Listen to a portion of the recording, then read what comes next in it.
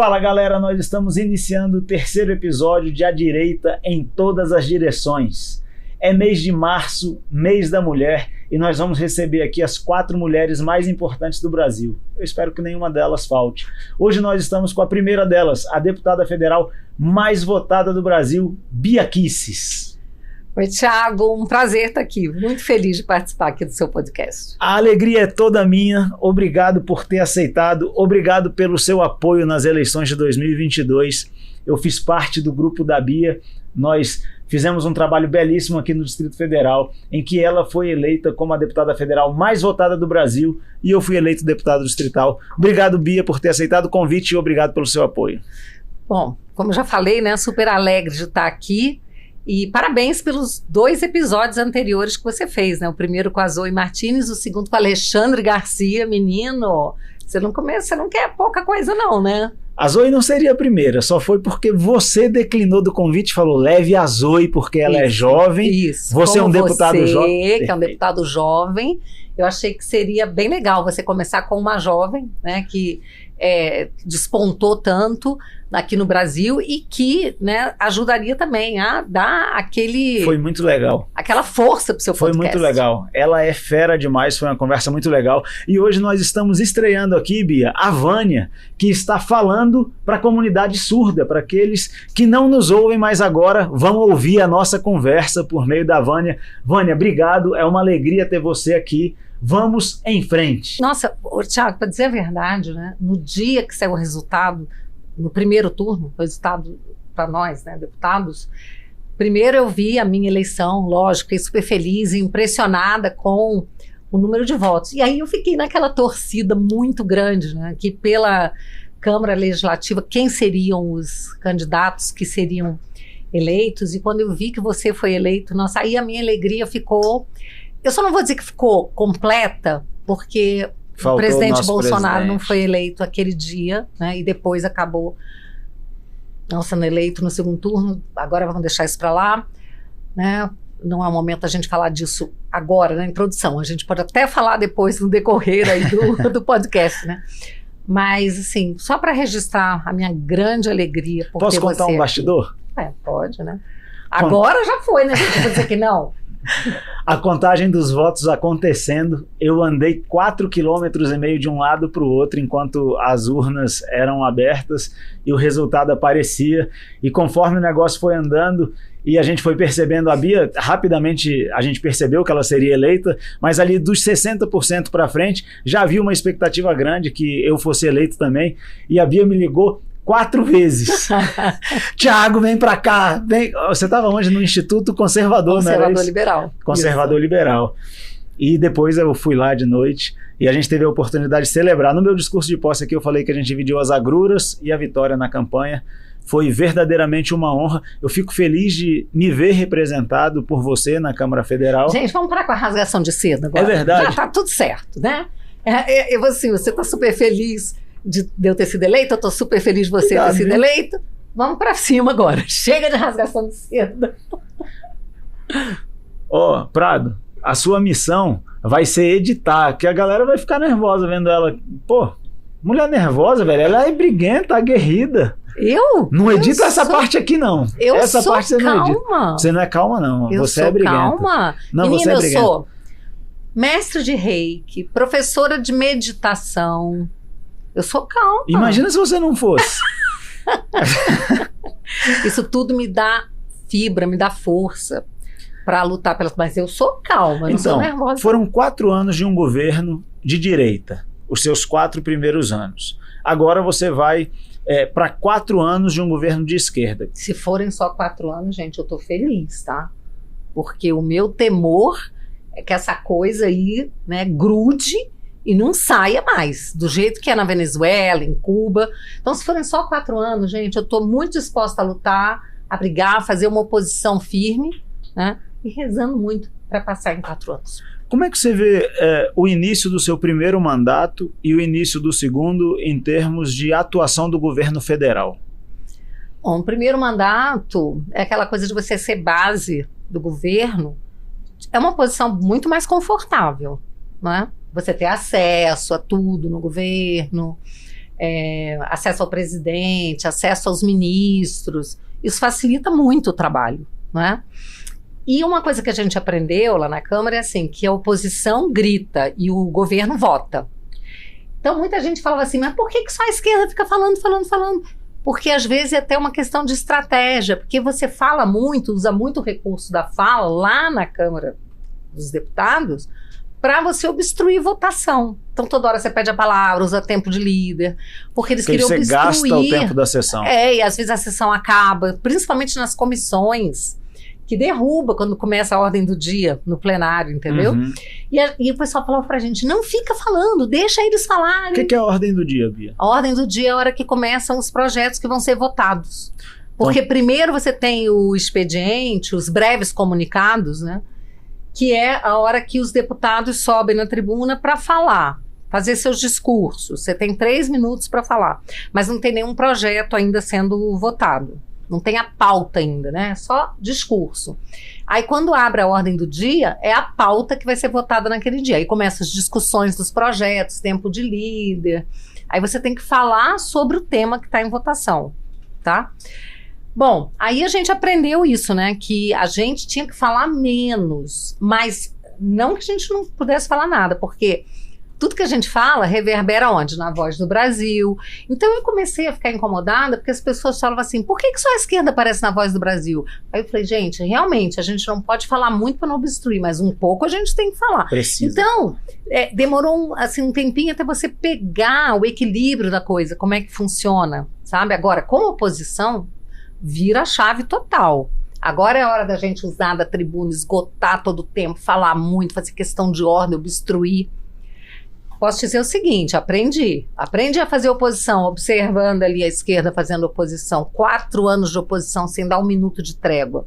Então assim, a gente está pronto para isso agora. Nós somos 99 deputados eleitos pelo PL.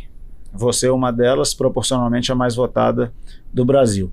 Esses 99, você imagina que serão fiéis às pautas que os levaram até a Câmara? Bom, primeiro que a gente não pode dizer que os 99 são exatamente alinhados com a pauta da direita. Você tem um grupo ali que é.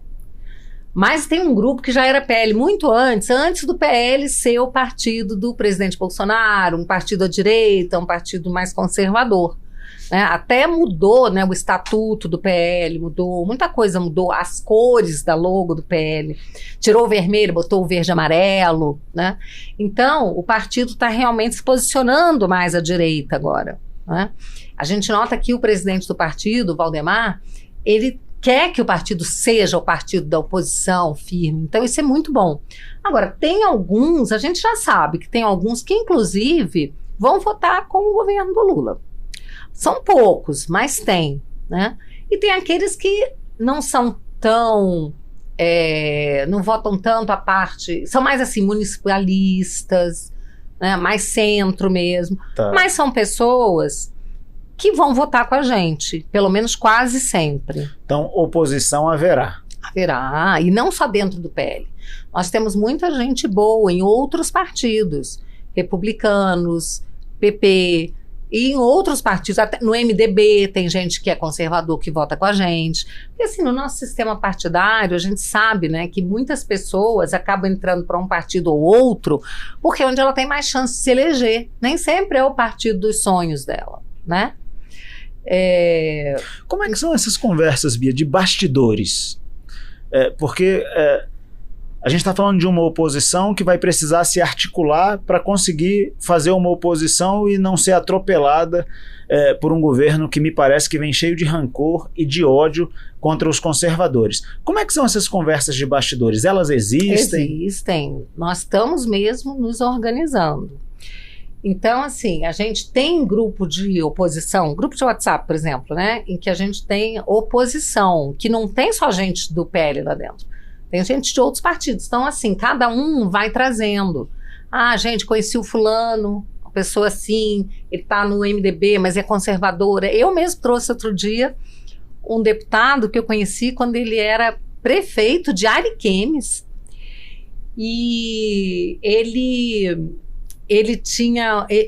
quando ele foi eleito, ele viu que tinha ideologia de gênero nos livros escolares e ele não queria entregar esses livros nas escolas. Só que aí ele sofreu ação do Ministério Público, porque aqueles livros tinham sido comprados. Daí ele falou, tudo bem, então a gente tem que usar esses livros, a gente usa. Mas ele grampeou as folhas que tinham ideologia de gênero.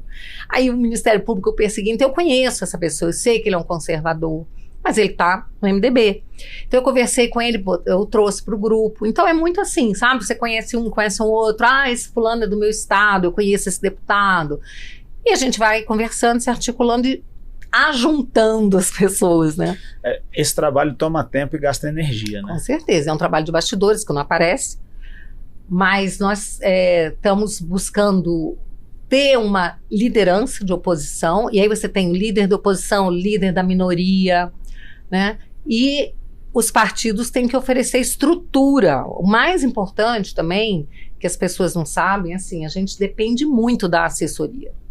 Muito mesmo. O trabalho da assessoria, o papel da assessoria é fundamental para um deputado.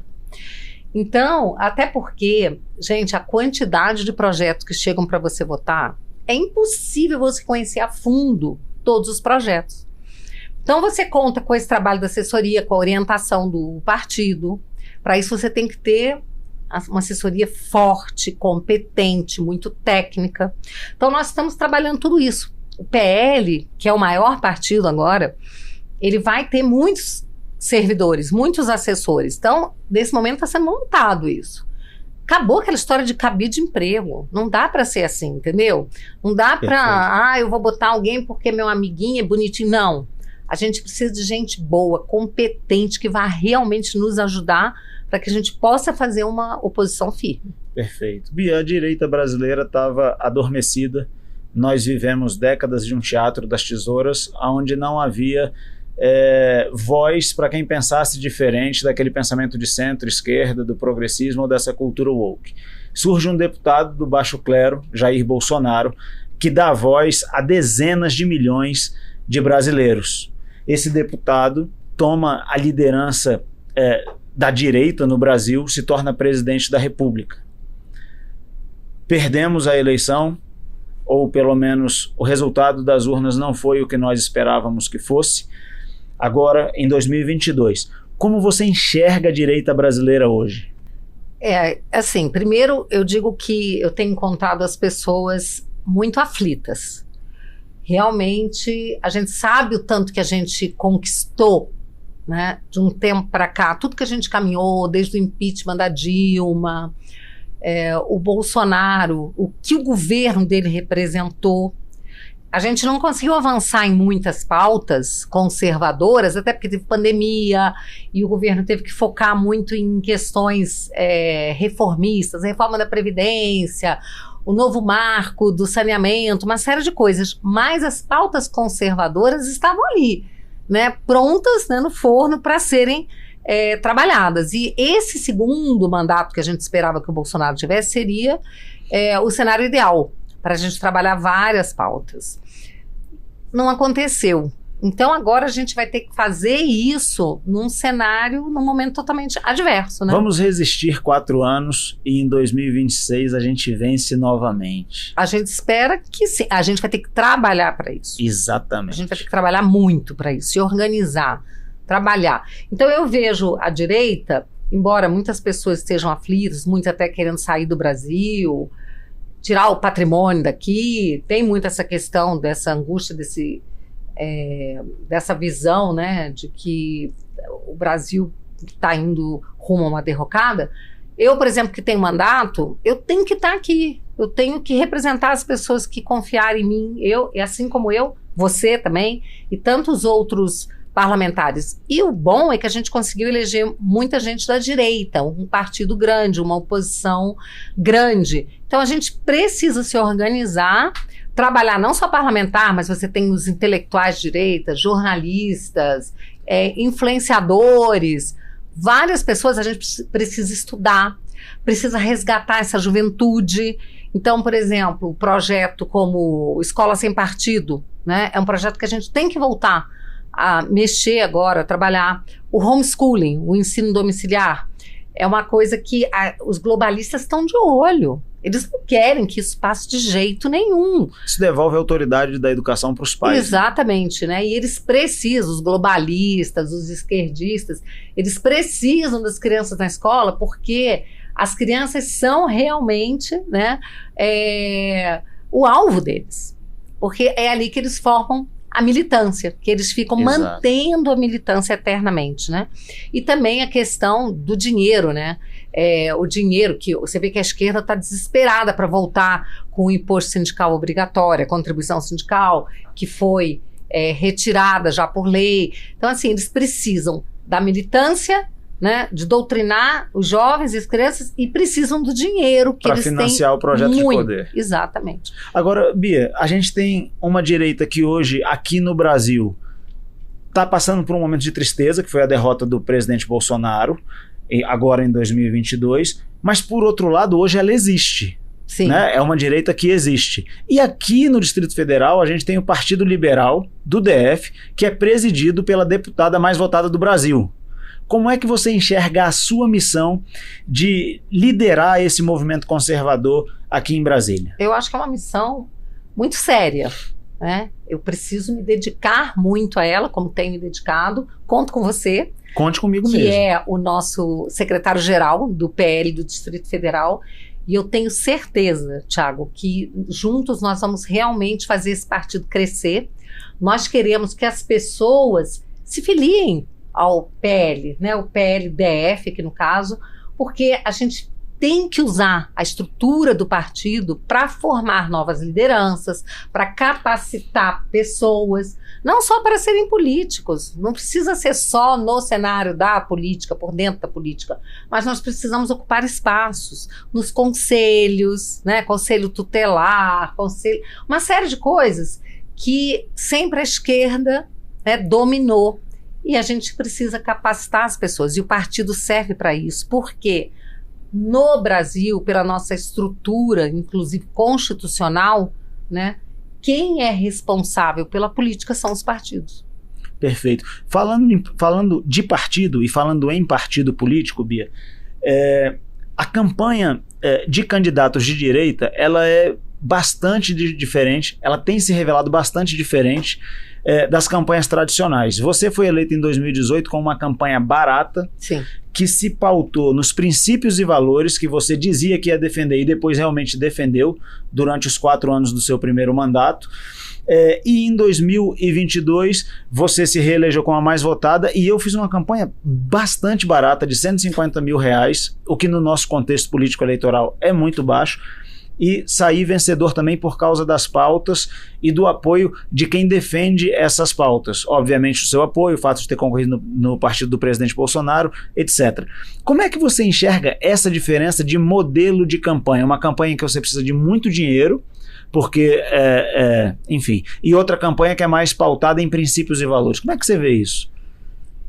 Bom, a sua explicação já diz tudo, né? Porque nós temos uma pauta, e eu acredito que a maioria da população, ela é conservadora, mesmo que ela não saiba, né? Mesmo que ela não se enxergue, não se diga, sou conservador. Quando a pessoa vê as nossas pautas, fala, não, é nisso que eu acredito, né? Eu valorizo a minha família, né? Eu quero liberdade de expressão, eu quero poder ir para a minha igreja, poder exercer a minha crença livremente. E a esquerda ataca tudo isso. Então as pessoas se identificam com a gente, por isso que a gente não precisa de tanto dinheiro, mas é um erro achar que a gente não precisa de dinheiro, porque você não pode entrar numa guerra, lutar contra uma pessoa que tem um canhão, você com estilingue. Então, assim, às vezes as pessoas fazem uma certa confusão com isso. Até mesmo, por exemplo, tinha gente lá atrás que falava assim, mas o deputado não pode usar a verba que ele tem de gabinete, ele tem que economizar. Não é isso, gente. Isso é uma coisa que o professor Olavo me ensinou lá atrás, quando eu falei que eu estava pensando em me candidatar da primeira vez, que eu fui até a Virgínia conversar com ele. Ele falou, mas você precisa usar todos os recursos que te forem oferecidos para você poder lutar contra a esquerda, que eles não poupam recurso nenhum. A diferença é que a gente usa só o recurso que é legal. eles usam, né, além do recurso que é disponibilizado, eles usam dinheiro de caixa 2, dinheiro que eles desviam de lá para cá. E a forma de utilização é muito diferente. E a forma de utilização. Também. Então, assim, a gente tem que continuar sempre conversando com o nosso eleitor, mostrando a nossa cara, mostrando a nossa pauta, falando a verdade. Eu acho engraçado quando nos acusam de fake news, que a gente ataca a esquerda com fake news. Para atacar a esquerda, você não precisa de contar uma mentira. É só falar a verdade. Não é? Perfeito. Mas, além disso, a gente precisa de recursos. Agora, eu quero dizer o seguinte, eu sou totalmente contra essa maneira que é hoje em dia, né, como são feitas campanhas com recursos públicos. Eu acho que a gente precisava voltar a ter recursos privados de campanha. Tá? Deixar que a sociedade participe mais da política. Então, assim, se você é um empresário, você tem uma grande empresa, você poder, sim, patrocinar aquelas pessoas que vão lutar pela sua pauta. Que você acredita, claro. Pela liberdade econômica. Então, eu acho assim, um absurdo terem retirado o financiamento privado de campanha. Porque aí, o que acontece? O nosso sistema é cada vez menos democrático. Porque, não, mas o financiamento público é que é democrático. Mentira, sabe por quê? Porque os donos de partido escolhem para quem eles vão dar dinheiro. Então, muitos candidatos, né, que querem concorrer, não tem igualdade de condição. Na verdade, você não consegue nenhuma nominata, muitas vezes. Então, eu sou a favor do financiamento privado. Pode ter um financiamento público, sim, para dar oportunidade àquelas pessoas que não conseguem buscar dinheiro no ambiente privado. Então, teria aí recurso público, mas num valor muito inferior ao que é hoje, tá? E você poderia ter também candidatura avulsa, porque às vezes você tem uma pessoa que tem muita capacidade, tem carisma, consegue falar com as pessoas, consegue atrair voto, mas não consegue um espaço numa nominata de nenhum partido. Você falou duas coisas aí, Bia. Você falou, primeiro, às vezes é muito difícil montar uma nominata. E depois, pessoas que não conseguem espaço em uma nominata. Exato. Vou começar pela dificuldade que muitos partidos têm de montar uma nominata e vou levar isso para o nosso campo da direita. Você acha que a gente devia fazer uma força-tarefa para formar lideranças e para facilitar essa formação de nominata? Certeza absoluta, e isso é o que nós vamos fazer. E nós vamos usar os recursos do partido para isso. Porque já que nós temos esses recursos, né? Nós vamos usar os recursos para isso. A gente tem que usar menos recurso para coisa, eu entendo, material, né? E usar para formação, capacitação. Nós temos que formar líderes, nós temos que atrair jovens para a política, nós temos que atrair mulheres para a política. Eu acho que não é você colocando cota para isso, cota para aquilo que você resolve a situação. É verdade que poucas mulheres ainda se interessam pela política, mas não adianta você ir no sintoma, você tem que ir na causa. Não adianta, vamos botar dinheiro para mulher, vamos trazer mulher à força, se não tiver mulher eleita a gente tira homem. Isso é uma agressão até à vontade, à soberania do voto. Eu sou mulher e posso querer votar num homem, gente, não é? O que eu tenho que fazer é dar chance para que as mulheres se interessem e sejam capacitadas, porque é um desafio muito grande para a mulher, porque esse meio da política é um meio muito masculino, de verdade. Então, assim, mas a gente vai superando isso como? Com formação, com educação. E eu, como mulher, sinto que também é uma missão minha inspirar outras mulheres a virem para a política. Nossa, sabia que se é deputada federal, eu também posso ser. Uma mulher que está lá, foi a primeira mulher a presidir a CCJ, ocupou um cargo que sempre foi ocupado por homens, e, vou dizer aqui, modéstia bem à parte mesmo, que eu consegui dirigir esse Boeing, pilotar o Boeing, que é a CCJ, sabe? De uma forma, assim, muito tranquila. Fui uma presidente capaz, inclusive, de ouvir a todos ali, a dar espaço para todos, mas sem abrir mão das minhas convicções, pautar pautas importantíssimas, aprovar projetos importantíssimos, calar a boca daqueles que ficavam me demonizando, dizendo que eu era radical, extremista. Tô aí. Você não é radical, Bia? Eu sou radicals. Radicals é o nome do bar punk que eu tive na minha juventude. Não, você teve um bar punk? Radicals, com o de caos mesmo. Isso é inacreditável. Eu sou radicals. Mas eu sou uma pessoa, assim, bastante ponderada. Isso, eu tenho esse retorno, de quem me conhece. as pessoas confundem. Agora, radical, o nome radical também se vem de raiz. Né? Então, assim, é muito bom que eu tenha raízes, porque eu não sou uma biruta ao vento, entendeu? Que não sabe para onde vai. Nesse sentido, sim, radical de ter raízes. Tem firmeza. Ter firmeza. Mas eu não sou uma pessoa intolerante e nem flexível. Perfeito. Então, esse rótulo de extremista não se adequa. Esse rótulo é o que eles jogam na gente, porque isso é o que a esquerda gosta de fazer e a mídia ajuda um bocado, né? Vai grudando rótulos negativos na gente. Mas, assim, a gente aprende que no final você tem que ir se descolando disso, fazendo seu trabalho, não deixar que isso te intimide. Eu tenho um amigo que diz assim, eu não sou cerveja para você me rotular. Pois é. Não é? E também, mas assim, acontece, a gente não pode se intimidar. Tem hora que aborrece? Tem hora que chateia? Tem hora que chateia.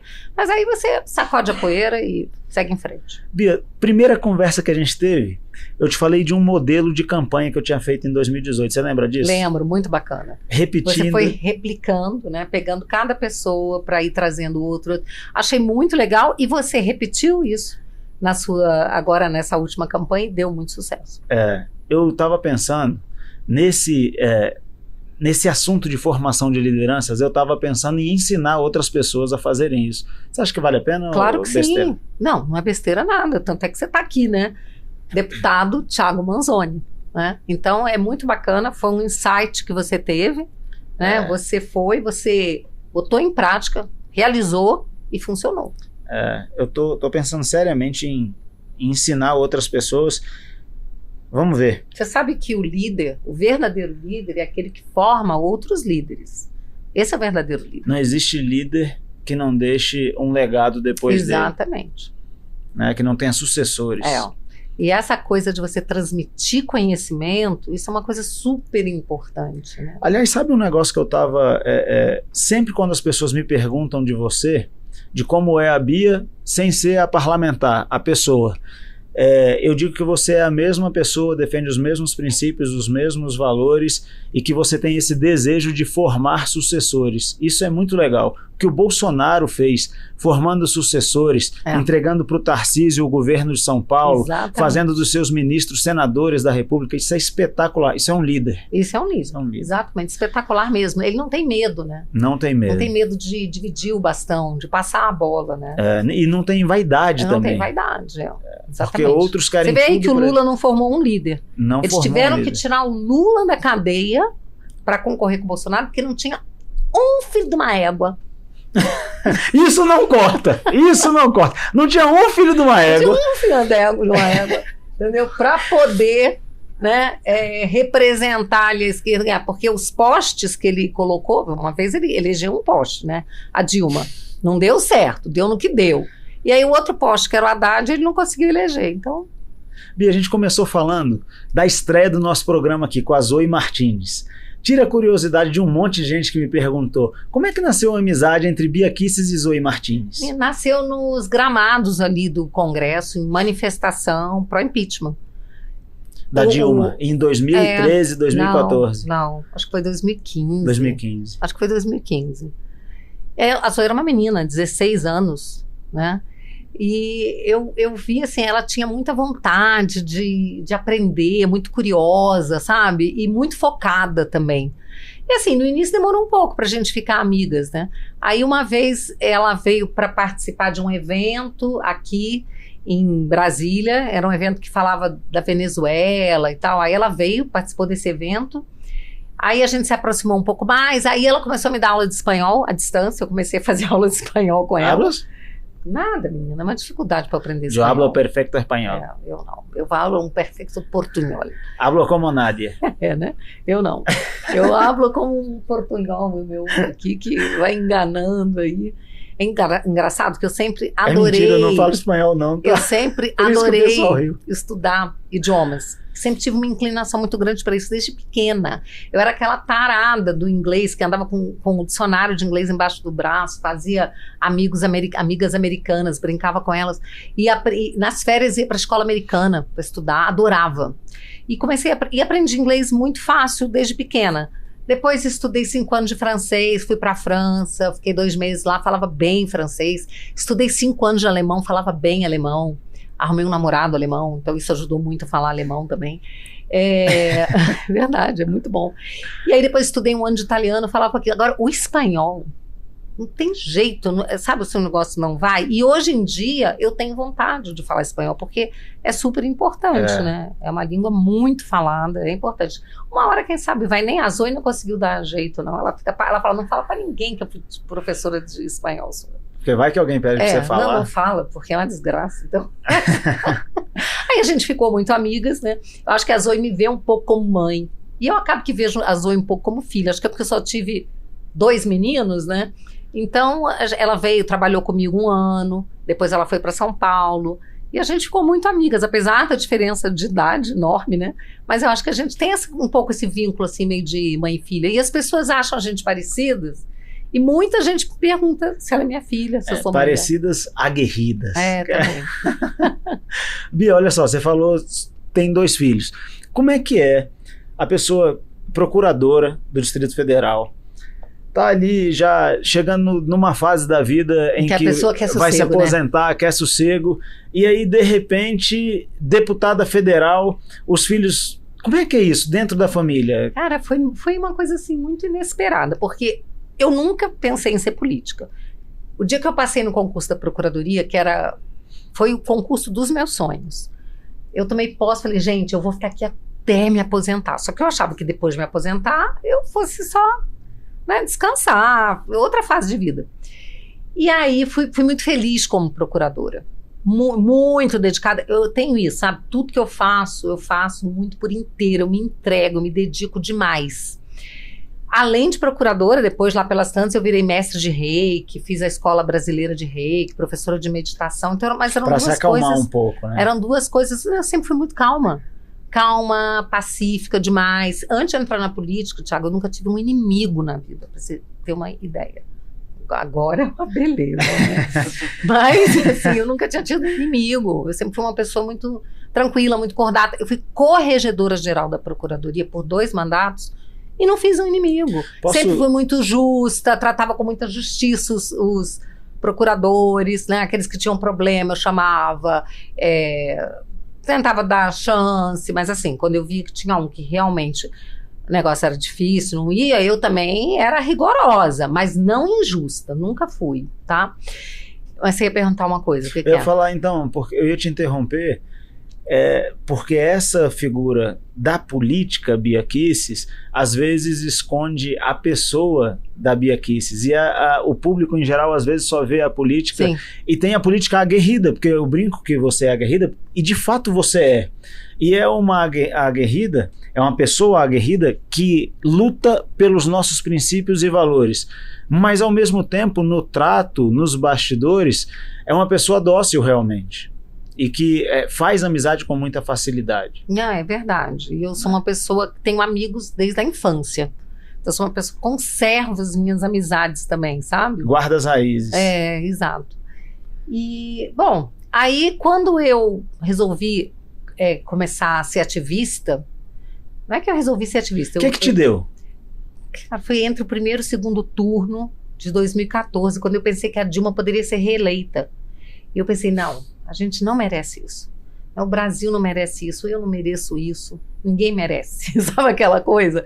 Preciso fazer alguma coisa, tentar de alguma forma impedir que a Dilma seja reeleita. Mas eu não sabia como fazer. Só que, ao mesmo tempo que foi me dando essa sensação, esse sentimento, vários brasileiros começaram nesse momento a sentir a mesma coisa. Acho que foi um despertar coletivo, né?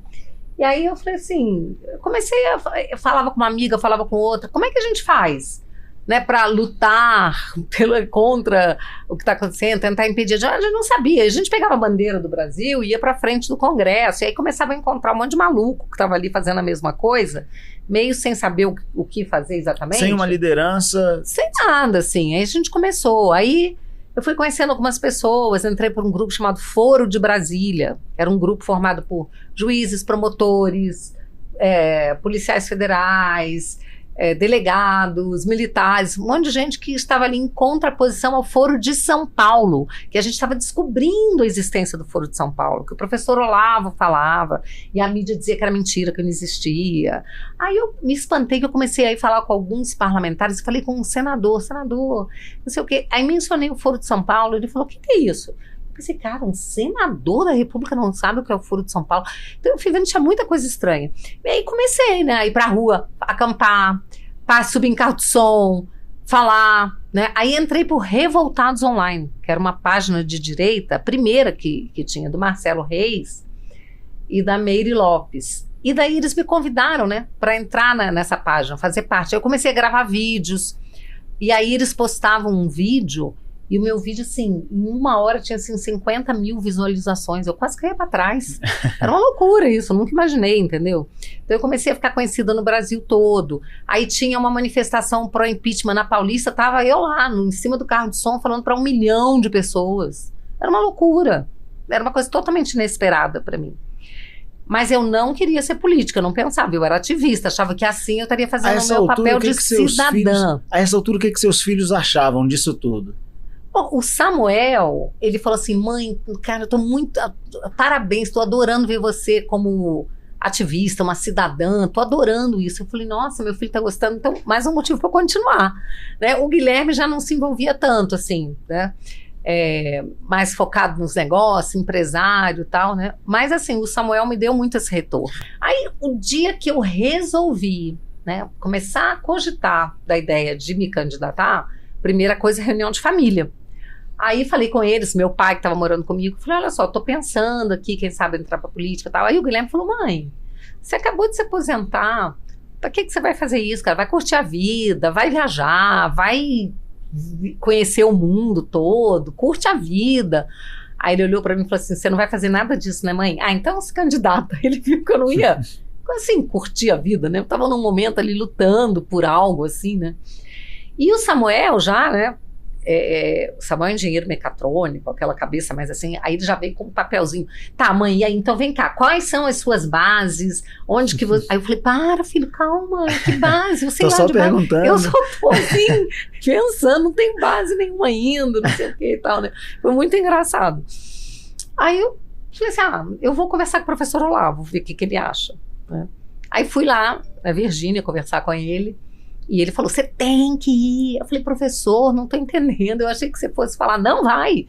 Você fala que ninguém tem que se meter em política, não sei o que. Ele falou, não, eu falo isso pra esses moleques aí, cheirando a fralda, que já quer ser deputado. Você não, você tem que ir, você tá preparada, vai lá botar fogo naquele plenário. E daí começou a enlouquecer, né?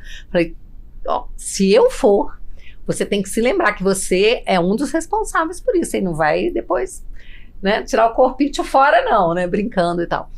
Aí, quando ele me deu essa força toda, eu estava na Virgínia e fui para Nova York encontrar o Bolsonaro, porque a gente ia participar de um seminário anticomunismo lá. Aí cheguei para o Bolsonaro, cheguei para o Eduardo, porque o Bolsonaro já tinha me chamado para ser candidata. Para ser candidata ligada a ele e tal, e eu falava, não quero, arruma outro, não quero, arruma outro. Aí, nesse dia eu falei assim, olha só, eu conversei com o professor Olavo, ele acha que é uma boa ideia, então eu vou me filiar e vou me candidatar.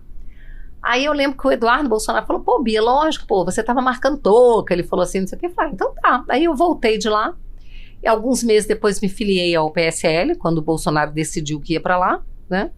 E aí depois acabei saindo do PSL, concorri por um partido pequenininho, acabei entrando, aquela confusão toda, até que dessa vez eu falei, não, eu vou pro partido onde o Bolsonaro estiver.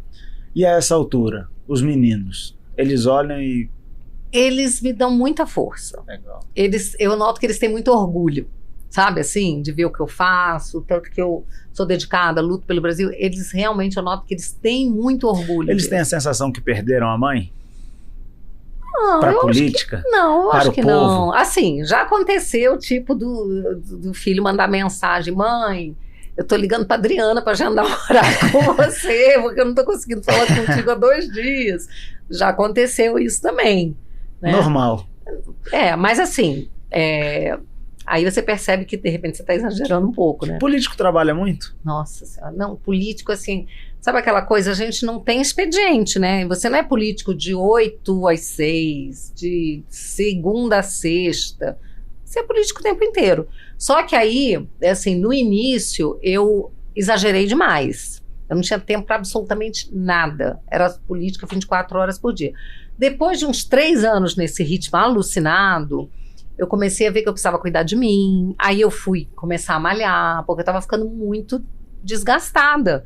E você pensa assim, não é uma corrida de 100 metros, como o pessoal fala, Sim. né? É uma maratona, então Sim. você tem que estar preparado. Aí comecei, né? Aí você começa a cuidar de si, dormir mais. Porque eu estava dormindo 3, 4 horas por noite há muito tempo. Você fala, isso não vai dar certo, né? Aí comecei a malhar, aí comecei a cuidar mais da alimentação, comecei a dormir mais cedo, né? Hoje eu consigo dormir 6 horas por noite, joia, né? Tá ótimo.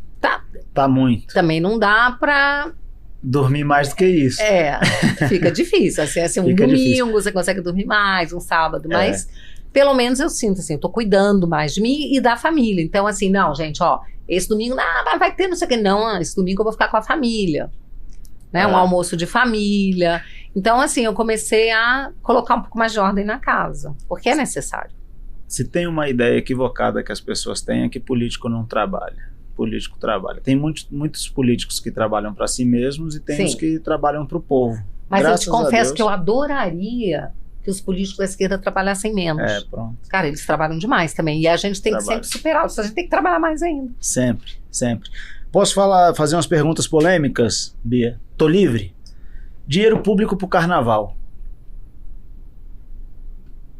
Cara, assim, é uma cultura brasileira, né? É uma cultura. Então, de repente, se tiver algum dinheiro, alguma verba que possa dar aí para os blocos, tá? Mas o que eu acho, assim, não pode ser muito e não pode ser para quem tem condição de andar com as próprias pernas.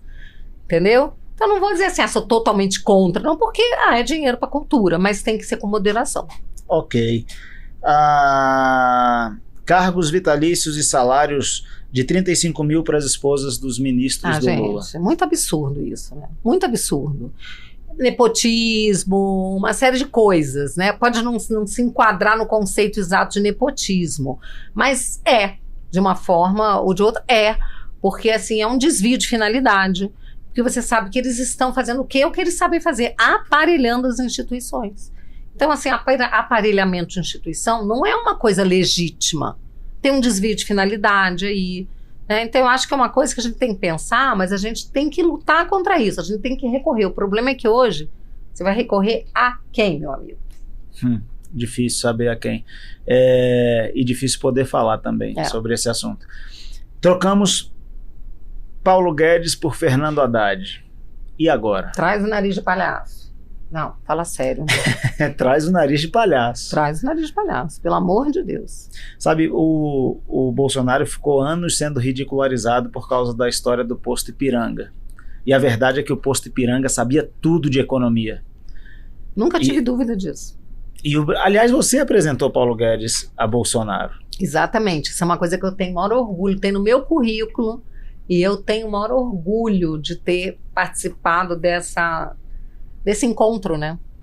Como é que você enxerga os próximos anos? A gente tem exemplos de países ao redor. Argentina, Bolívia, Venezuela. Como é que você enxerga os próximos anos? Você vê alguma esperança no horizonte de que a economia brasileira não vá pelo mesmo caminho desses países ou não? Estamos ferrados mesmo. A não ser que aconteça alguma coisa muito inesperada, não vejo. Né? Tá. E não venham dizer que, ai meu Deus, o Lula está fazendo isso. Ele está seguindo a cartilha, ele está fazendo exatamente o que ele disse que faria. Aí eu acho assim, inacreditável essas pessoas que estão muito surpresas. Ai meu Deus, não. Ai meu Deus. E outra coisa, ai mas Lula, cuidado, assim você vai destruir a economia. Gente, esse é o plano. Né? Assim, a economia naufragar, o país acabar, não é um acidente de percurso, esse é o objetivo da esquerda. Por quê? Porque eles buscam o caos, eles querem destruir tudo. Você vê que o Lula tomou o poder agora, entrou com o propósito de destruição. Nada que o Bolsonaro construiu pode ficar de pé, tem que destruir tudo. Tudo que dá certo ele tem que destruir. É o caos. E quando eles criam o caos, eles se apresentam como solução. Também, né? E criam mais caos. Só que eles fazem com que as pessoas vão ficando totalmente sem meio de ação. Porque ele vai tirando o poder do indivíduo, da pessoa, e colocando no Estado. Então as pessoas não têm poder para nada, nem para se defender. E quando isso se implementa, tem-se uma ditadura instalada. Exatamente. E todo mundo vira escravo do Estado. Escravo do Estado. Hoje, como é que o projeto 2030, né? Que é assim, você não tem nada e é feliz. Agenda 2030 da ONU. Agenda 2030 da ONU. Agenda 2030 da você ONU. não tem nada, eles querem tirar a propriedade das pessoas. Isso está publicizado, tá, gente? Isso que a Bia está falando é público, basta entrar na internet e pesquisar que você vai ver que o Fórum Econômico Mundial tem apregoado a todos os cantos que você não vai ter nada e vai ser feliz. Eles querem que o Estado seja dono de tudo e, obviamente, eles são os donos do Estado. Com certeza. Como desde o Fidel lá em Cuba, como desde o Chaves lá na Venezuela, como Por o isso era kirchnerismo tão importante para eles que o Trump não fosse reeleito, que o Bolsonaro perdesse as eleições. Isso faz parte de um projeto de poder, gente. Não é uma coisa só dentro do Brasil. Não estamos lutando só contra o PT. É contra um sistema globalista mesmo. Globalista, enorme. Financiado por algumas famílias. Bilionários, né? Bilionários. Aquilo que o professor Olavo chamava de metacapitalistas. Pessoas que enriqueceram com o capitalismo e que agora não querem mais o capitalismo, porque a concorrência atrapalha. Só a oligarquia, né? Ali é um sistema de oligarcas, né? Tá, podemos voltar para o nosso cenário distrital? Podemos, vamos lá. Beleza. PL elegeu 2 deputados federais, Bia Kicis e Alberto Fraga. Elegemos 4 deputados distritais. Para onde vai a líder da direita no Distrito Federal? O que está passando pela cabeça da Bia Kicis para 2026? Bom, você sabe que eu tenho um sonho, né? Que é ocupar uma cadeira no Senado. Eu me vejo como senadora. Muitas pessoas me falam, poxa, você tinha que ser governadora. Assim, na verdade, eu me vejo como senadora, mas eu não sou uma pessoa de fechar portas. Isso é uma coisa que eu aprendi, que nessa vida a gente abre portas, tá? E a gente vai, né, onde a gente sente que a energia flui. Aí fala mestre reiki, né? Então, assim, a energia vai fluindo, vai te conduzindo também. Mas, assim, a minha vontade, né, aquilo para que eu quero me preparar é para o Senado. Legal, legal. Vou voltar para uma pauta federal. Então a Bia vai para o Senado, a Bia vai fazer 2 ou 3 deputados conservadores. Quando eu digo a Bia, a líder do conservadorismo no Distrito Federal. A Damares já está no Senado, outra grande figura da direita brasileira, e provavelmente nós faremos aí outra vez 4 deputados distritais. Ou mais. 2026 vem com tudo. Ou mais, né? Vou voltar para o nosso cenário. Eu gostaria que a gente fizesse pelo menos 3 federais dos 8, né? Um senador, 3 federais e uns 5 ou 6 distritais. Eis os planos de Bia Kicis. Tem que pensar grande. Cuidado, hein, pessoal? Que quando ela começa a planejar, normalmente o negócio acontece. A gente espera que sim. Dizem, né, que no final sempre dá certo. Se não deu certo ainda porque não chegou no final. A liberdade vem. E se a gente pensar sob uma perspectiva, né, assim, digamos, espiritual, de Deus, eu ouço muito isso, né? Eu sou católica, vou à missa todo domingo, eu presto muita atenção. Eu ia te perguntar, você acredita em Deus? Não acredito. Ele existe?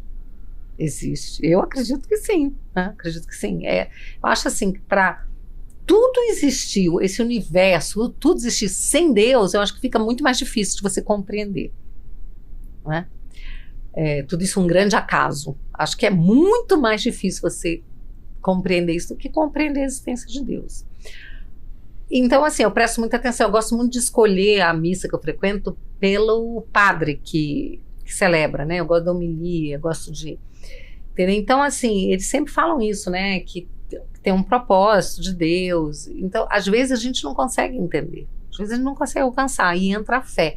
Entra a questão da confiança, né? De saber que tem uma força maior, tem uma sabedoria acima da nossa, que muitas vezes a gente realmente não consegue alcançar. E que, às vezes, toda aquela dor, todo aquele sofrimento, tudo que você está vivendo, ele é necessário para que lá na frente haja um expurgo, uma libertação. No final, a liberdade vence porque o nosso espírito foi criado livre.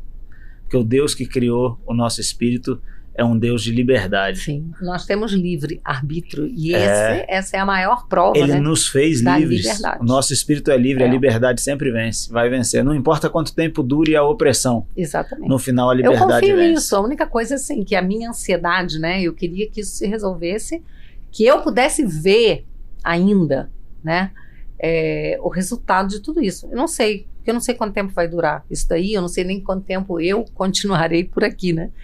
Mas eu espero ainda que a gente consiga, num tempo que eu ainda esteja por aqui, poder olhar e falar, ai, que bom, resgatamos o nosso país, resgatamos um país livre, porque eu vivi esse país livre, né? Então, quem viveu esse país livre vai ter muita dificuldade de viver com essa opressão, essa falta de liberdade, assim, eu fui acostumada a falar o que eu quisesse, entendeu? Falar o que eu quiser. E isso nunca foi problema, né? Pelo menos nunca foi crime, nunca foi criminalizado. Quando começou aquela ditadura do politicamente correto, eu vi que o negócio estava ficando perigoso. Bia, o agro do DF.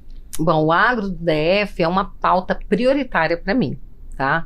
Eu não vim do agro, para mim foi uma surpresa o que eu fiz pelo agro durante o meu primeiro mandato. Eu me tornei uma referência nacional, não só no Distrito Federal. Tem vereadores, né, que me ligam de Minas para saber, poxa, o seu projeto, tal, eu quero fazer. Então, assim, fico muito feliz com isso. Vou continuar completamente comprometida com o agro, porque, gente, o agro é o que põe a comida na nossa mesa, né? E a comida traz paz. Onde não há comida, gente, há guerra. Aliás, o fato do Lula agora ter tomado posição, né, pró-Ucrânia, né, contra a Rússia, pode trazer desfechos muito ruins para o Brasil, na questão dos fertilizantes, né? Era preciso manter a neutralidade que o presidente Bolsonaro manteve. Ele agiu como um estadista, o Bolsonaro, né? O Brasil se manteve neutro, mas ele foi lá negociar com Putin os fertilizantes, a mídia falou mal, depois falou, nossa, olha só, quando os carregamentos fertilizantes começaram a chegar aqui no Brasil, né, os navios. Então, assim, o Brasil é o celeiro do mundo. Então, a gente precisa cuidar do agro brasileiro e o agro pode contar comigo. A gente teve essa intercorrência no dia 8 de janeiro, atrapalha um pouco as coisas a acontecerem aqui. E no mandato passado, no seu primeiro mandato, você ficou distante do governo do Distrito Federal. Sim. Né? Nesse início de ano, houve uma aproximação sua em relação ao governo do Distrito Federal, tanto do governador Ibanez quanto da governadora em exercício Celina. Por que desse movimento? Assim, com a Celina eu já tinha uma proximidade lá na Câmara, porque ela era deputada, então a gente sempre se deu muito bem. No caso do governador, assim, no primeiro, eu queria ver como seria o mandato dele, né? Assim, então eu preferi ficar mais focada nas pautas nacionais, que foram aquelas que me elegeram, mais ligada ao governo federal, até pela minha proximidade com o presidente Bolsonaro. Num segundo mandato, eu já vi que até para minha pretensão de mais tarde concorrer a um cargo majoritário, eu precisaria criar mais vínculos aqui com o DF. E eu gostei da atitude do governador, eu falei isso para ele, principalmente na pandemia, que ele não foi um tirano como tantos outros. Eu falei para ele, eu só posso me aproximar de você, estou me aproximando agora, graças à sua atitude durante a pandemia. Tudo bem, o DF foi o primeiro a fechar as escolas, mas no início ninguém sabia direito com o que estava lidando. Mas foi um dos primeiros também a reabrir e manteve os supermercados, manteve os bares e restaurantes. Ele respeitou, assim, o empresariado, né? E não perseguiu, não mandou PM perseguir mulher na rua, fechar comércio à força, nada. Então, eu falei isso para o governador e falei, olha, então agora vamos trabalhar para a gente cuidar do Distrito Federal mais, porque eu cuidei muito das pautas nacionais. Agora, no segundo mandato, eu realmente quero cuidar mais do Distrito Federal. E aí, claro, e ainda com a eleição do Lula, né, que aí realmente eu não tenho interlocução, vínculo, né, com o governo Sim. federal, fica até mais fácil para mim, para me dedicar mais ainda ao Distrito Federal. O agro é um segmento que te apoia muito. Sim. Os empreendedores do Distrito Federal também te apoiaram muito. Como é que você enxerga hoje o empreendedorismo e a liberdade econômica aqui no DF? Olha, no meu gabinete eu tenho 2 quadros atrás de mim. Um é o quadro do presidente Bolsonaro, o outro é o quadro das 10 medidas da liberdade econômica. Então, isso para mim é primordial, né? E eu tenho um ótimo relacionamento com os representantes, né, das categorias, seja a Abrazel, seja os supermercados, né? Então, assim, a gente precisa focar para dar para eles o que eles precisam. E sabe o que eles precisam? O mínimo de interferência do Estado, né? Então, assim, a gente tem que deixar as pessoas que têm capacidade de caminhar com as próprias pernas caminharem e ajudar aquelas que precisam de ajuda. E que a ajuda seja sempre o mais temporária possível, que você capacite, o Estado tem que também ajudar a capacitar as pessoas para se libertarem. Isso lá na ponta sempre vai se refletir em emprego e renda, né? Não existe política assistencial melhor do que trabalho. É verdade. Agora, um problema seríssimo que a gente tem é o nosso sistema tributário, que é obscuro, é caro, é ineficiente, né? O Estado é sempre o maior sócio de qualquer empreendedor. É muito difícil empreender nesse país. É quase com um atestado de loucura. Ainda bem que existem loucos que se dispõem a isso. Como é que você enxerga a dicotomia que dizem existir entre o empregador e o empregado? Não, isso é uma dicotomia fabricada, né? Porque, na realidade, o empregador, ele precisa do empregado da mesma forma que o empregado precisa do empregador, né? Então, na verdade, e o que a gente observa muito é relação, muitas vezes até de amizade, de afeto, né? Meus filhos são empreendedores e eles têm esse cuidado com os empregados, né? Tem um respeito, tem essa convivência, mas assim, a esquerda ela quer fazer o inferno, a esquerda vive do conflito. Então, onde tiver um esquerdista, vai ter sempre alguém tentando criar um conflito entre empregado e empregador, entre homossexual e heterossexual, entre preto e branco, entre pobre e rico. Onde tiver esquerda, né, vai haver conflito, sementinha de conflito. Essa relação conflituosa ela é estabelecida propositalmente para nos segmentar como população. Claro. Né? E aí fica muito mais fácil de nós sermos dominados. Que tipo de pauta você acha que nos agregará de novo, nos reconciliará de novo? Eu acho que a pauta, assim, daqueles nossos valores fundamentais mesmo. Então, todo mundo vendo o barco afundando, né? Então, eu acho assim, a pauta da liberdade, a pauta da família, né? Quando as famílias começam a ser agredidas, quando as nossas crianças começam a ser agredidas mais diretamente, né? Eu acho que as pessoas tendem a... Nesse caso, Bia, especificamente falando da família, que é a base de tudo, você acha que a nossa atuação como parlamentar ela é mais de resistência às pautas ditas progressistas, ou você acha que nós devemos agir com políticas públicas que interfiram na vida das pessoas diretamente? A gente tem que fazer as duas coisas. Com o governo Bolsonaro era mais fácil a gente ser propositivo. Agora a gente vai ter que ser pedra no sapato, né? Sair um pouco do ataque e vir um pouco para ser zagueiro agora, para se defender das pautas que virão. Mas a gente não pode também, sempre que tiver oportunidade, continuar avançando, né? Propondo e avançando. E se organizando muito nos bastidores também. A gente teve um caso ano passado numa escola do Paranoá em que a direção da escola colocou um banheiro unissex. Como é que você enxerga isso, especialmente para as crianças? Não, gente, isso é um absurdo sem tamanho. Porque as crianças elas têm que ser protegidas, né? Muitas vezes a criança não consegue nem contar o que está acontecendo, né?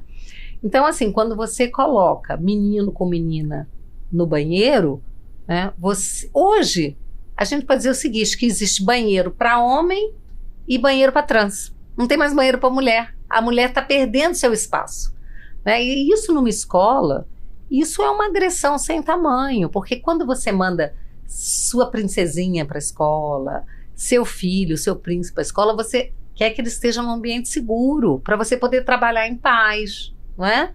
E aí, no momento que você sabe que eles estão correndo risco, principalmente as meninas, mas meninos também podem ser alvos de ataque, mas assim, de violência sexual também, mas mais as meninas, né, são mais vulneráveis. E aí, quando você põe rapazes, homens, usando o banheiro feminino, né, você está deixando as mulheres completamente vulneráveis. Você se sente vulnerável? Numa situação dessa de banheiro? Eu posso me sentir vulnerável, sim. posso me sentir, né? Que eu ainda não enfrentei uma situação como essa. Mas eu tenho que pensar nos outros, né? Nas pessoas que enfrentam essa situação. Eu sou uma pessoa, sou adulta, eu posso falar, né? Eu ponho a boca no trombone, né? Agora, uma criança, ela é muito vulnerável. Agora me explica isso. Você tem que ter vagão exclusivo para mulher no metrô, mas você pode ter banheiro trans. O que é isso? Eu sou muito prática, tá? Então, para mim é assim. Tem pinto, vai pro banheiro masculino. Não tem pinto, vai pro banheiro feminino. Também não quero saber, é uma trans, mas fez a cirurgia? Não tem pinto? Pode ir no banheiro feminino. Não tem problema nenhum. Agora tem pinto, vai o pro banheiro seu dos é o homens. outro. É lógico. Bia, você falou de trans e a gente vê nos esportes mulheres trans ganhando das mulheres biológicas, assim, mas com diferenças enormes na natação, na pontuação do vôlei, no basquete, etc. Você acha que o feminismo ajuda de alguma forma as mulheres ou essas pautas não se encaixam? Olha só, eu sou autora de um projeto de lei, né, que define que para o esporte o único critério para você participar de um time feminino é o seu sexo biológico. Só que esse projeto não anda, né? Porque a Érica Cocai foi designada relatora e sentou em cima e não levanta de cima de jeito nenhum, tá? Então eu falo assim, vem cá, essa bancada feminina aqui, né, que diz que defende mulher, não tá defendendo mulher coisa nenhuma. Tá roubando espaço das mulheres, tá? Então, assim, não só no esporte, como em muita coisa na vida. Eu acho o seguinte, eu respeito todo mundo. Mas se eu quero respeitar todo mundo, eu tenho que respeitar as mulheres, os atletas, as atletas femininas, trans e os masculinos. Porque é interessante que não tem mulher trans em time masculino, isso não existe, né? Porque não consegue homem competir. Trans, não existe. Então, faz um time de trans, atleta trans, faz um campeonato feminino, trans. Faz campeonato Claro. trans, claro, tem que dar a mesma oportunidade, Claro. não tem que segregar, nem nada. Mas cada um no seu quadrado. Porque o que adianta você dar direito para um roubando direito do outro, tirando direito do outro? Não é? É injusto. É muito injusto. É imoral. E vamos pensar que pega aí a população feminina, que é mais da metade da população, e a população trans. Então, assim, por um percentual muito menor da população, você está tirando o direito de um grande percentual. O prejuízo que você está causando àquele grupo muito maior. É muito maior do que o benefício que você está ocasionando ao grupo Imagina menor. Quantas mulheres, cara, que se dedicam, meninas que deixaram de ir pra balada para ficar treinando, que tinham um sonho de ser uma atleta, de ser campeã, de quebrar recordes.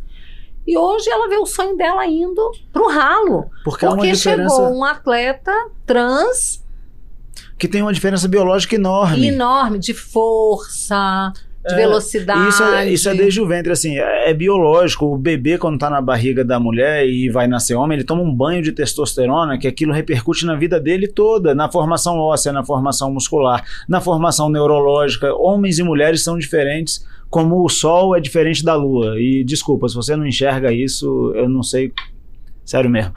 Você é preconceituosa? Você se acha preconceituosa? Você tem preconceito contra os trans? Não tenho nenhum preconceito. A pessoa pode ser trans à vontade? Uai, pode. Desde que ela não queira fazer disso uma bandeira e tentar incutir isso na cabeça das crianças. Mas ele pode querer ter mais direito que os outros? Eu tenho um episódio que logo no meu primeiro mandato, no dia da posse do primeiro mandato, eu estava com uma blusa azul. E eu entrei no elevador e encontrei quem que entrou no elevador comigo? Jandira Fegali. Aí ela não quis perder a piada, ela me viu de azul, ela falou... Eu falei, deputada, parabéns pela reeleição. Ela falou, parabéns também, deputada. Deputada, meninas vestem azul, né? Ela me Hoje você tá de rosa, meninas vestem azul. Eu falei, verdade, deputada, meninas vestem azul, homens vestem rosa. Cada um veste o que quiser. Aí eu olhei para ela e falei assim, só não mexam com as nossas crianças. Aí acabou a graça para ela, ela fechou o tempo, ela saiu do elevador. E é uma verdade. Então assim, não tem problema nenhum. Só não mexam com as nossas crianças. Então, a pessoa pode ser gay, pode ser trans, pode ser o que quiser. Ela é livre para escolher o que ela quer fazer da vida dela. Não temos o livre-arbítrio, gente. Só não mexam com as nossas crianças. Inclusive, a gente sabe que muitas vezes essas escolhas, sejam escolhas ou não, tem gente que fala que é escolha, tem gente que fala que é outra coisa, que é destino, que é isso, que é aquilo, podem gerar muito sofrimento. Então, a gente ainda, eu, por exemplo, eu tenho muita compaixão pelas pessoas. Por qualquer pessoa que esteja numa situação de dor, de sofrimento, eu tenho muita compaixão. Agora, não é porque eu tenho compaixão que eu vou permitir, né, que uma pessoa viole, né, o direito, a intimidade, a privacidade de outra, né? Especialmente quando esse outro é um ser mais vulnerável e mais frágil que uma criança. E mesmo tendo compaixão, as coisas têm limite na vida. Exatamente. Agora, voltando a falar do Distrito Federal, a gente falou do banheiro unissex e anteriormente a gente tinha falado do homeschooling. O homeschooling no Distrito Federal, ele tem legislação e falta uma regulamentação do GDF, ele precisa ser regulamentado. Você acha que deve ser regulamentado? Isso é urgente para a nossa população? É muito importante que regulamente.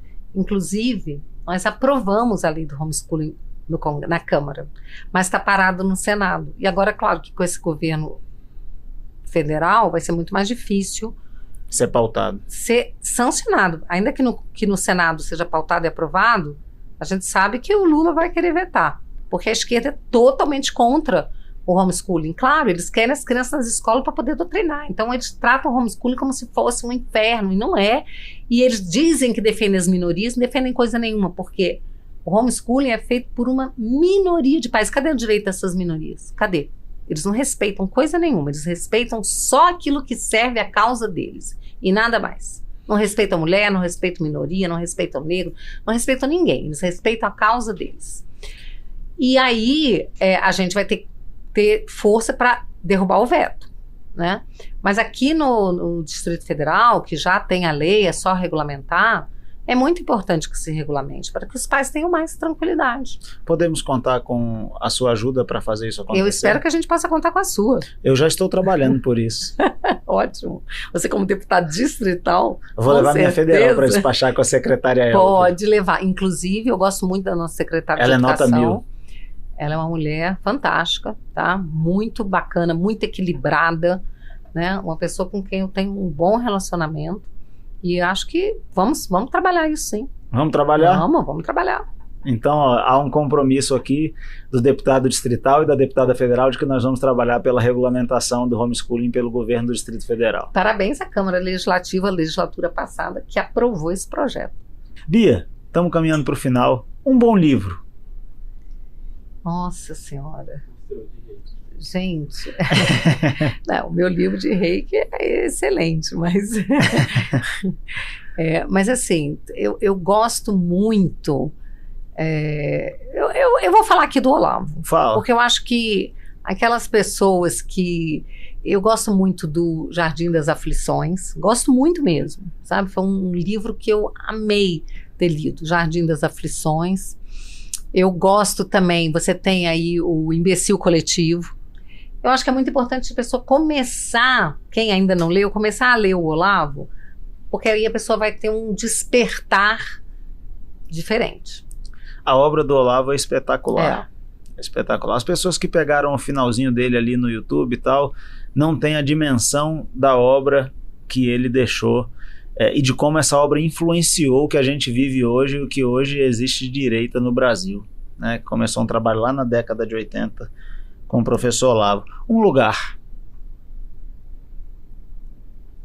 cara, nossa, assim, vou botar a minha casa. Pô, que legal. Uma inspiração. Olavo. A liberdade. Um valor inegociável. A família. Família é o meu coração. Um deputado distrital. Thiago Manzoni. Essa daí você vira, né? Se ela respondesse outra, ia dar uma confusão. Espertinho ele. Obrigado a você que nos assistiu até agora. Bia, obrigado pela conversa, pelo bate-papo. Obrigado pelo seu trabalho na Câmara Federal. Foi um prazer te receber aqui. Eu que agradeço, e vamos agradecer a Vânia aí, né, a nossa intérprete de Libras, que está ali falando para os surdos, um projeto que foi iniciado pela nossa primeira-dama Michele Bolsonaro, que certamente será muito homenageada nesse mês de março, né? no Eu Dia da Mulher. espero que ela esteja aqui com a gente. E que vai mesmo assumir, assim, oficialmente o cargo de presidente do PL Nacional Mulher, né? E agradecer a toda a sua equipe. Estamos aí. bem representados, né? A toda a sua equipe maravilhosa que cuida aqui desse podcast, aos roteiristas, aqueles que dão os pitacos, todos. Valeu, obrigado. Um obrigado especial ao Bernardo, que nos auxiliou bastante, ao Prado, ao Álvaro, a galera que está lá atrás, a Vânia, a você que nos assiste, valeu demais. Esse é o fim do nosso episódio 3 de A Direita em Todas as Direções. Nós nos encontramos semana que vem. Gente, assistam, curtam, compartilhem para eu dar muito ibope, para dizer que o meu foi o melhor. Semana que vem a gente se encontra, porque no mês da mulher nós vamos fazer toda semana. Um abraço, até a próxima.